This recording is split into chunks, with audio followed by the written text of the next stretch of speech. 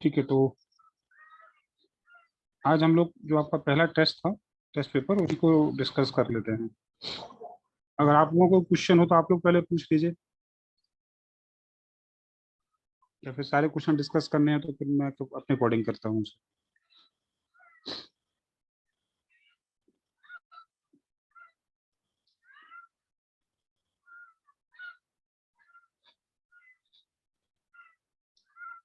Hello.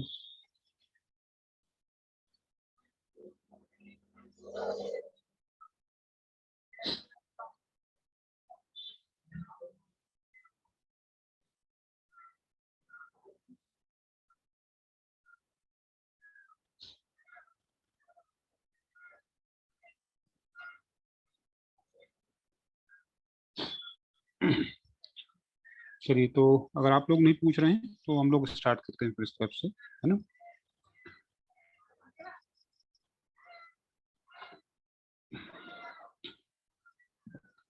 तो अगर आपको पहला टेस्ट याद हो तो आपसे सोशियोलॉजी की बौद्धिक पृष्ठभूमि पूछी गई थी। बौद्धिक पृष्ठभूमि का मतलब इंटेलेक्चुअल जो बैकग्राउंड था। ठीक है, तो सोशियोलॉजी में कहीं भी कोई क्वेश्चन का जवाब आप जब आंसर कर रहे होते हो तो सबसे पहले टेलिंग वर्ड्स पर ध्यान रखो। टेलिंग वर्ड्स का मतलब लास्ट वाला जो क्वेश्चन, जो शब्द टर्म पूछता है ना, वर्णन करना, पर वर्णन करने वाला मतलब है। ठीक है, तो वर्णन का मतलब है कि आपको ये बताना है कि सोशियोलॉजी का जो इंटेलेक्चुअल बैकग्राउंड है उसमें क्या क्या चीजें इंक्लूड थी, है ना। और फाइनली फिर हम ये बताएंगे कि सोशियोलॉजी में इससे क्या इम्पैक्ट आए हैं। ठीक है, तो इस क्वेश्चन के आप करीब 3 से 4 पार्ट कर लीजिए आंसर के, उसके अकॉर्डिंग अपना आंसर हम रखेंगे। ठीक है, तो सबसे पहले हम इंट्रो तैयार करेंगे। जिन लोगों को मैसेज करना है वो चैट बॉक्स में जाकर अपना मैसेज भेज सकते हैं आप लोग, है ना। तो पहले पार्ट पे आप ये बताओगे कि सोशियोलॉजी एज ए सब्जेक्ट क्या है। इसके ओरिजिन के कई सोर्सेज हैं और इन सोर्सेज को 2 पार्ट में डिवाइड किया गया है ना। एक पार्ट है जो इंसिडेंट यानी घटनाओं से संबंधित है, और दूसरा पार्ट है इसके इंटेलेक्चुअल बैकग्राउंड से। और मैं उम्मीद कर रहा हूँ कि जो मैं बोल रहा हूँ वो आप सबने कहीं ना कहीं से पढ़ रखा होगा, है ना। तो इंट्रो में जब आप ये बता देंगे कि सोशियोलॉजी का जो ओरिजिन है वो 2 सोर्सेज से हुआ है, या उसके सोर्सेज को 2 पार्ट में डिवाइड करते हैं। एक इंसिडेंटल यानी घटनाओं से संबंधित है, और दूसरा इंटेलेक्चुअल बैकग्राउंड से संबंधित है। ठीक है, अब जैसे इंटेलेक्चुअल बैकग्राउंड की बात करेंगे तो इसमें सबसे पहले फोकस ये करना है, इसके भी दो पार्ट कर दीजिए। एक आइडियोलॉजी जो उस समय चल रही थी, और दूसरा थिंकर्स जो उससे रिलेटेड। ठीक है, तो सबसे पहले आप स्टार्ट करेंगे इसमें रेनेसा। थोड़ा सा स्टार्ट, रेनेसा का मतलब यूरोप में होने वाला पुनर्जागरण, उसके बारे में बताएं कि उस रेनेसा से यूरोप में लॉजिकल थिंकिंग की बात सामने आई। ठीक है, और लॉजिकल थिंकिंग से फिर यूरोप में इंडस्ट्रियल रिवॉल्यूशन हुई। ठीक है, इस इंडस्ट्रियल रिवॉल्यूशन से के बाद अगर हम देखेंगे, या उसके साथ साथ साइंटिफिक रिवॉल्यूशन हुई, इसका भी डिस्कशन करें थोड़ा सा एक एक लाइन में। और इन दोनों के आउटकम से पूरे यूरोप में और स्पेसिफिकली फ्रांस में कुछ थॉट प्रोसेस विकसित हुए, कुछ बौद्धिक विचार सामने आए। उन बौद्धिक विचारों से कालांतर में समाजशास्त्र का जन्म हुआ। वो बौद्धिक विचार कौन कौन से हैं? 3 से 4 आपको पॉइंट्स डिस्क्राइब करने हैं यहाँ पर। पहला है पॉजिटिविज्म, आइडियोलॉजी ऑफ पॉजिटिविज्म, प्रत्यक्षवाद की विचारधारा थी। ठीक, जो सेंट साइमन और अगस्त कॉम जैसे लोग जिसको फॉलो कर रहे थे, उससे पहले भी फॉलो हो रही थी। और पॉजिटिविज्म आप जानते हो, प्रत्यक्षवाद एक ऐसी विचारधारा है जिसमें किसी भी चीज को साइंटिफिक बेसिस पर या साइंटिफिक आधार पर जस्टिफाई या परखा जाता है। तो अगर कोई चीज जब तक देखी गई है तभी मानी जाएगी, अन्यथा नहीं मानी जाएगी। ठीक है। इस तरह की आइडियोलॉजी को बाद में अगस्त कॉम्ट ने फॉलो किया और समाजशास्त्र के लिए पहली आइडियोलॉजी सामने आई जो कि पॉजिटिव की आइडियोलॉजी थी, प्रत्यक्षवाद की आइडियोलॉजी थी। ठीक है, नंबर एक। नंबर दो है सोशल सर्वे मेथड, जो पूर्व यूरोप में विकसित हुई। सोशल सर्वे मेथड यानी सामाजिक सर्वेक्षण विधि। इस विचार को यूरोप में इसलिए स्थान मिला कि ये मान लिया गया था इसमें, यूरोप की जो भी प्रॉब्लम्स हैं, सोशल प्रॉब्लम्स हैं, वो गॉड या कोई श्राप या कर्ज का परिणाम नहीं है, बल्कि उसका कारण समाज में ही उपस्थित है। तो अगर किसी सोशल प्रॉब्लम को सॉल्व करना है तो उसके रीजन समाज में ही देखने होंगे, और उसके लिए हमें एक सर्वे यानी सर्वेक्षण करना होगा। ठीक है। तो यहाँ सर्वेक्षण का मतलब दो चीजों से है, एक तो फील्ड में जाकर खुद देखना होगा, और दूसरा इसका मतलब था कि आंखों देखी गई बात वही भरोसा करना। तो सामाजिक समस्याओं का समाधान तभी संभव था जब उनके कारण समाज में खोजने थे। इस आइडियोलॉजी से फर्क पड़ा क्योंकि लोगों ने इससे ईश्वर पर विश्वास करना सामाजिक समस्याओं के संदर्भ में कम कर दिया था। ये दूसरी आइडियोलॉजी। ठीक है। तीसरी आइडियोलॉजी थी हिस्टोरिकल, ऐतिहासिक विचारधारा। ऐतिहासिक विचारधारा का भी ये था उस समय, कांत जैसे, कांट नहीं कहा मैंने, कांत जैसे लोग थे, थॉमस मॉन्टेस्क्यू जैसे लोग थे, जिन्होंने इस बात को यूरोप में स्थापित किया विचार के तौर पर कि अगर हमें किसी चीज को समझना है तो उसको अतीत में जाकर समझना, या अगर यूरोप का भविष्य अच्छा बनाना है तो वर्तमान और इतिहास के मध्य एक समन्वय करना होगा। समन्वय का मतलब एक लिंक बिठाना होगा, और इस लिंक से ही हम यूरोप की समस्याओं को समझ सकते हैं। ठीक है। अगली आइडियोलॉजी थी उद्विकासी सिद्धांत। डार्विन की देन थी, और ये मान लिया गया कि यूरोप में सब लोग ये स्वीकार कर रहे थे धीमे धीमे कि किसी भी समाज का विकास एकाएक नहीं होता, कोई भी समाज स्तरों में विकसित होता है। ठीक है। एक ठीक वैसे ही जैसे किसी जीव का विकास माना जाता है उद्विकास से। ठीक है। अब ये बेसिक 5 आइडियोलॉजी का मीनिंग मैंने आपको समझा दिया कि इन 5 बौद्धिक विचारधाराओं का यूरोप में समाजशास्त्र के उदय में प्रभाव पड़ा। दूसरे पैराग्राफ में आपने ये समझाया। अब तीसरे पैराग्राफ में ये समझाइए कि इन तीनों आइडियोलॉजी का समाजशास्त्र से क्या लेना देना। तो आपको यहाँ करना क्या था, पहले पार्ट में समाजशास्त्र के जन्म की 2 स्रोत, उन स्रोत में से बौद्धिक घटनाएं, बौद्धिक पृष्ठभूमि। बौद्धिक पृष्ठभूमि में वो 5-6 विचार आपको देने हैं जिसकी वजह से समाजशास्त्र सामने आया। अब आपको समाजशास्त्र से जोड़ना है कि इन सबका समाजशास्त्र पर क्या प्रभाव है, तभी आप सिद्ध कर पाएंगे कि समाजशास्त्र और उस समय का बौद्धिक विचार यूरोप का दोनों एक दूसरे से संबंधित। ठीक है।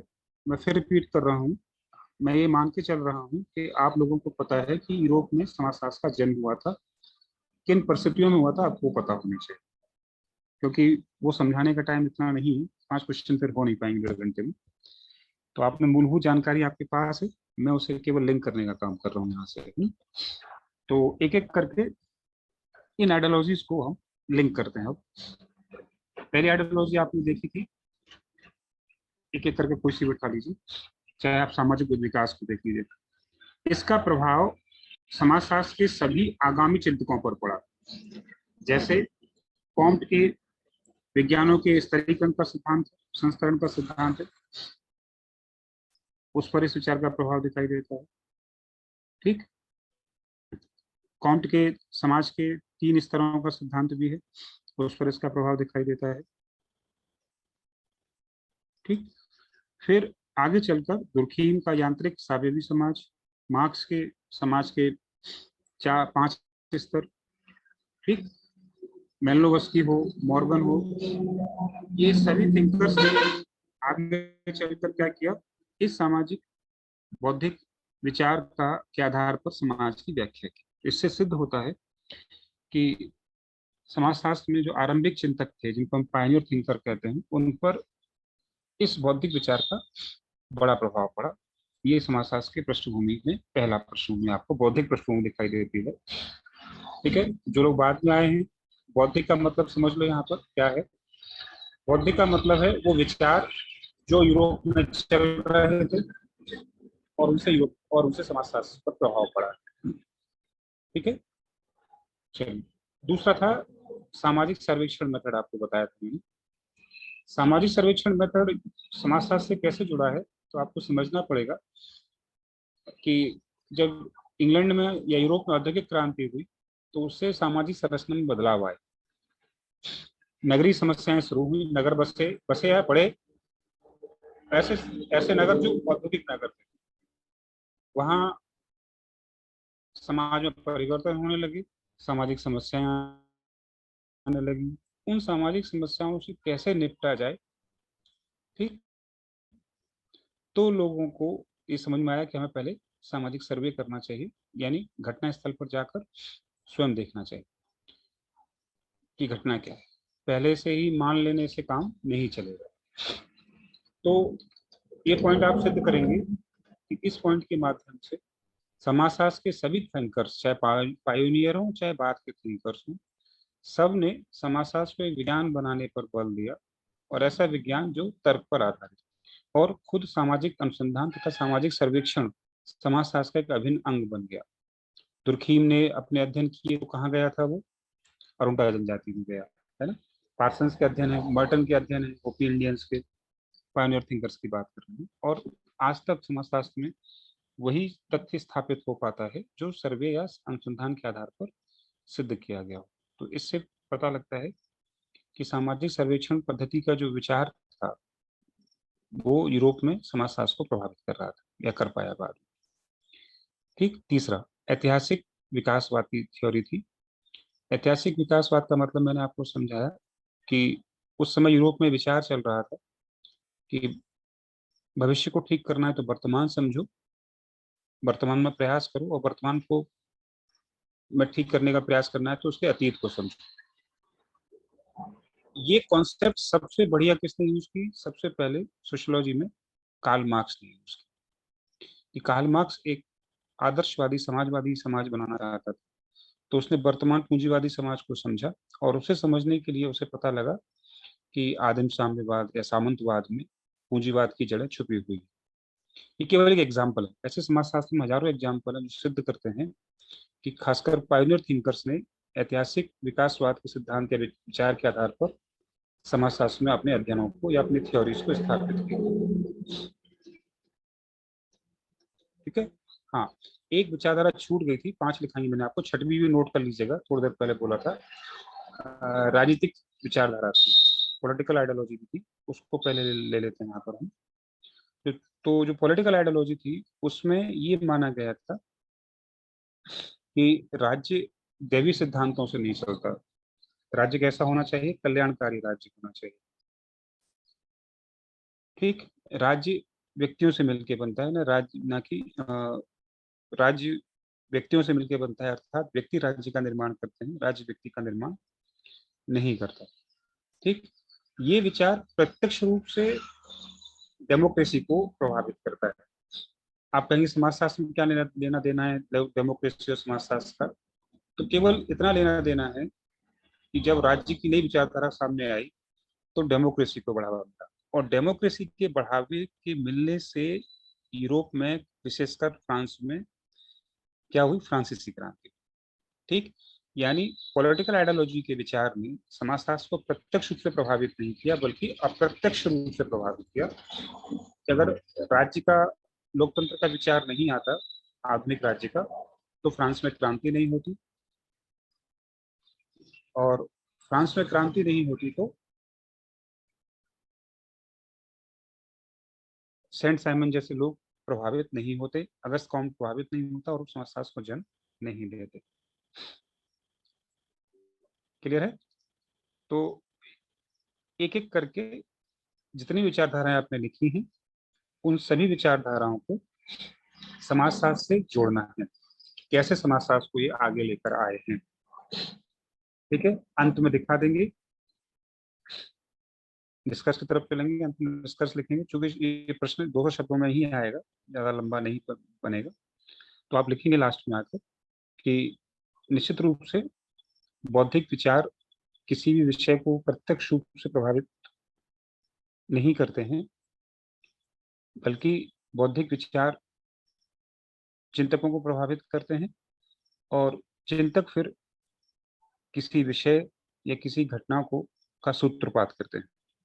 जैसा कि सोशियोलॉजी में इन विभिन्न विचारधाराओं से प्रभावित होकर अगस्त कॉम्ट ने समाज के अध्ययन के लिए, वैज्ञानिक अध्ययन के लिए समाजशास्त्र को जन्म दिया। अंततः सिद्ध होता है, या सिद्ध किया जा सकता है, या सिद्ध है कि समाजशास्त्र के जन्म में बौद्धिक पृष्ठभूमि का एक बड़ा योगदान है। ठीक है? यहाँ तक सपना ने लिखा है कि उनको आवाज नहीं आ रही है। क्या किसी को नहीं आ रही आवाज, या सपना को नहीं आ रही आवाज?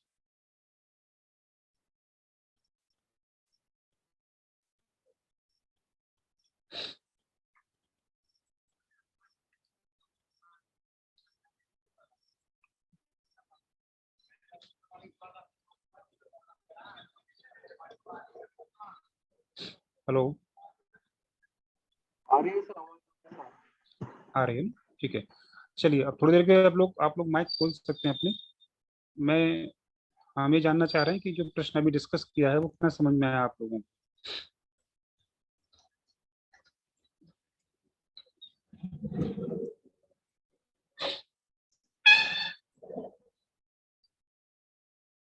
ये आंसर कितने लोग अब लिख पाएंगे, या कितने लोगों ने इसी पैटर्न पर आंसर लिख के टेस्ट पेपर में दिया था?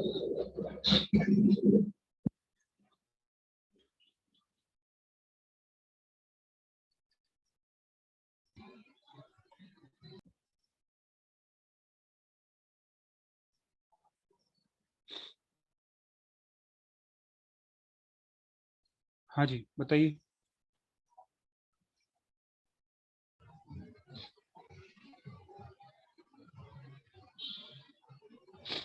प्रिया, आप कुछ कहना चाह रही हैं? Yes sir. बताइए। सर जैसे इसका इंट्रो हम स्टार्ट कर सकते हैं कि सोशियोलॉजी एक सिस्टमैटिक स्टडी है सोसाइटी की, और इसको हम ह्यूमन सोसाइटी से इंटरकनेक्ट कर सकते हैं, पूरी होल सोसाइटी को। और इसमें हम ये पुनर्जागरण का, जैसे आपने बताया, जो रिनेसेंस, इसको ऐड कर सकते हैं इसमें, जो मॉडर्निज्म की आइडियोलॉजी को बर्थ इसने दिया। हाँ, और इसमें हाँ, हम इसमें जो हीगल और कॉम्ट स्पेंसर के थॉट्स से इसमें इंटरलेट कर सकते हैं। ठीक है, बिल्कुल कर सकते हैं। और इसमें जो मॉडर्निटी और जो इंडस्ट्रियल रिवॉल्यूशन है, इसका भी हम फैक्ट्री सिस्टम के प्रोडक्शन से रिलेट कर सकते हैं। इसका मतलब मेन सेकंड पॉइंट में हम ये ऐड कर सकते हैं इसमें। और जैसे आपने बताया, इसमें 5 आइडियोलॉजीज जो इम्पैक्ट करती हैं, सोशल, इकोनॉमिकल, पॉलिटिकल, इन सब का भी इसमें पॉइंट ऐड ऑन कर सकते हैं। इसका पॉजिटिव और नेगेटिव फॉलोआउट्स भी बहुत हैं इसमें। तो वो इसका हम सर इसमें चैलेंजेस भी तो ऐड कर सकते हैं कि जो इंटेलेक्चुअल आइडियाज हैं उसमें कौन कौन से चैलेंजेस आ सकते हैं। या 2 चीजें हैं। सबसे पहले नेचर ऑफ क्वेश्चन सर, जी क्योंकि उसने डिस्क्रिप्शन बोला है और हमें केवल 200 वर्ड्स हमारे पास, राइट? जी। उस कंडीशन में प्रॉब्लम ये है कि हमें टू द पॉइंट बोलना है। आप अगर सब लिखोगे ना, तो जो मेन 5 थ्योरीज हैं और वो कैसे सोशियोलॉजी को इम्पैक्ट कर पाई हैं, या उन पर कैसे प्रभाव पड़ा, ये छूट जाएगा टॉपिक हमारा। Okay sir. समझ गए ना? तो आप जो कह रहे हो वो मैं समझ रहा हूँ, लेकिन वो लिखने वाली चीजें नहीं है डिटेल में। ओके। लिखना वाली 5 चीजें ही हैं जो मैंने आपको बोली हैं, और उन 5 को सोशियोलॉजी से कनेक्ट करना है कि how they impact sociology, directly और इनडायरेक्ट। ओके। ठीक है, एज नॉलेज आप बिल्कुल ठीक कह रहे हो, लेकिन एज आंसर नहीं चलेगी ये चीजें सारी। और आप जो बोल रहे हो उनको एज ए उनको डिस्क्राइब नहीं करना है, आप केवल रेफरेंस दे सकते हो उनका। ओके। क्योंकि हमसे इंडस्ट्रियल रिवॉल्यूशन नहीं पूछा, हमसे उसने रेनेसां नहीं पूछा, उसने हमसे कुछ नहीं पूछा है ना? तो ये होता है, जब हम सोशियोलॉजी पढ़ते हैं तो हमें लगता है कि वो लिख देंगे तो बात बनेगी। क्वेश्चन ये पूछ रहा है कि जो आप बोल रहे हो वो आइडियोलॉजिकली कहाँ से